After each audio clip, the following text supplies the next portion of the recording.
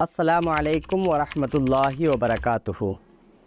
قربانی سے متعلق آپ لوگوں کے کمنٹس پڑھ رہا تھا تو اسی میں ایک بھائی نے یہ کمنٹ کیا تھا کہ ابھی تک میرا عقیقہ نہیں ہوا ہے اور میرے والد میری طرف سے قربانی کرنا چاہتے ہیں، تو کیا میری طرف سے قربانی ہو جائے گی یا پہلے عقیقہ کرنا ضروری ہے؟ تو ناظرین، اس مسئلے کو لے کر لوگوں میں بہت کنفیوژن پایا جاتا ہے، یعنی جس انسان کا عقیقہ نہیں ہوا ہے اس کی طرف سے قربانی ہوگی یا نہیں۔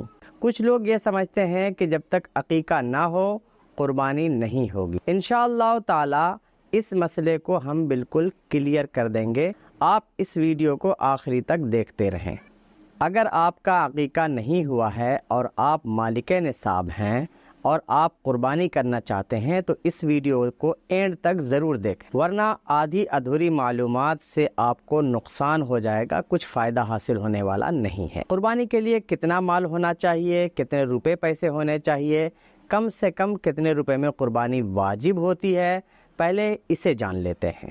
شریعت میں قربانی واجب ہونے کے لیے کم سے کم جو نصاب رکھا گیا ہے وہ 52.5 تولہ چاندی ہے، اور یہ پرانے زمانے کا تولہ ہے۔ ایک تولے کا وزن 11 گرام 664 ملی گرام ہوتا ہے۔ آج کے دور میں 52.5 تولہ چاندی 112 گرام 360 ملی گرام ہوتی ہے۔ اس وقت مارکیٹ میں چاندی کی قیمت تقریباً 70,000 روپے کلو چل رہی ہے، اور ایک تولہ چاندی کی قیمت 700 روپے تقریباً ہے۔ تو اس حساب سے 52.5 تولہ چاندی کی قیمت تقریباً 40,000 روپے ہوتے ہیں۔ اگر آپ کے پاس 52.5 تولہ چاندی ہے، یا آپ کے پاس 40,000 روپے ہیں، یا کچھ چاندی ہے اور کچھ روپے ہیں، دونوں ملا کر کے 40,000 کو پہنچ جائیں، یا 52.5 تولہ چاندی کو یعنی 112 گرام چاندی کی رقم کو پہنچ جائیں، تو آپ مالک نصاب ہیں، آپ پر قربانی واجب ہے۔ اور 52.5 تولہ چاندی کی یہ قیمت چاندی کے اتار چڑھاؤ کے اعتبار سے کم زیادہ ہو سکتی ہے۔ اور عقیقہ کرنا یہ مستحب ہے۔ پیدائش کے 7ویں دن عقیقہ کرنا، بال اتروانا یہ سنت ہے۔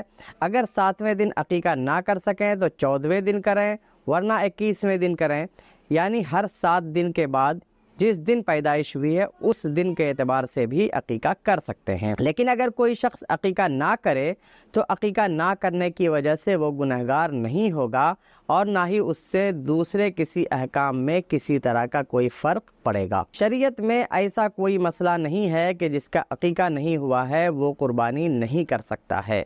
مسئلہ یہی ہے کہ جس کا عقیقہ نہیں ہوا وہ بھی بقرعید پر قربانی کرے تو اس کی قربانی ادا ہو جائے گی، چاہے وہ مالک نصاب ہو یا نہ ہو۔